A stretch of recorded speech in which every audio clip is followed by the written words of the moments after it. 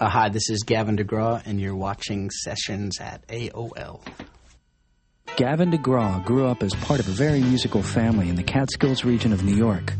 By the age of 8, he was singing and playing piano, and while in his teens, he realized he was destined for a career in music. The actual moment of reality that I thought that I could absolutely pursue and do music as a lifestyle, as an occupation, was at a concert. Actually, I think I saw it was a Billy Joel concert or something. I was probably 15. False starts at Ithaca College and the Berklee College of Music led him to dive into New York City's music scene. Within a few months, good things started to come his way. A lot of the first gigs were basically playing at restaurants, the Italian restaurants, like playing for pasta. It was a strange situation, but it happened like that, and a friend of mine had cut out from a newspaper clipping places to be seen playing. And a year later, I got around to actually pursuing one of the places, and I walked in this place called Wilson's Bar and Grill, which is on the Upper West Side. It was a Sunday night open mic R&B, really pretty much only R&B and gospel, And I called ahead and lied and said I had a gig at like 11 o'clock, and I'm a musician. I'm like, hey, I have a gig tonight. I only have like a half hour before I have to be at my gig, but I'm a professional musician, and and I'm totally broke. I'm like, can we waive the cover charge? It's going to be a treat for your club. Trying to like finagle my way through.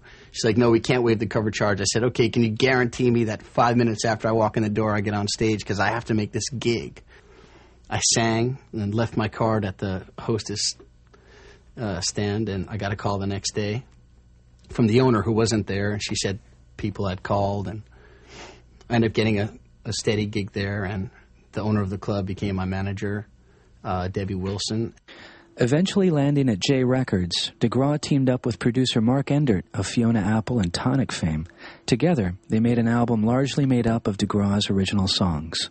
When you're making a record and it's your own material, your own songs, they're your children, I don't have kids, but I imagine they'd be very much like songs. And so you really have a serious connection to these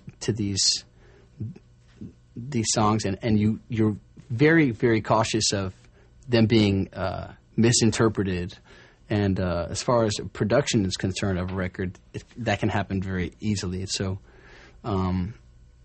we worked really hard on this record, Mark Endert and I, the producer, just to make sure that the songs were properly representing themselves and representing the artist. The wild card in the mix on this project was J Records president Clive Davis, who challenged DeGraw to question every aspect of his songwriting. When I'm working with Clive, we'll discuss the songs. We'll go through lyrically. He'll just make sure, he'll go, okay, what do you mean by this? What do you mean by that, basically?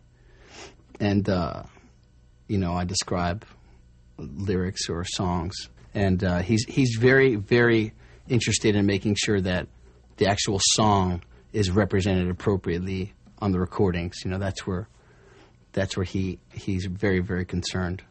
The result is the debut release that he chose to call Chariot. The title Chariot represents symbolism of a vehicle of escape when you need it. I mean, you can't exist necessarily in this world, in this society, strictly in one mindset. It's important to adapt where you need to adapt, but it is an escape from what you have to do sometimes in order to exist. Gavin DeGraw. Look for the debut release, Chariot, from J Records.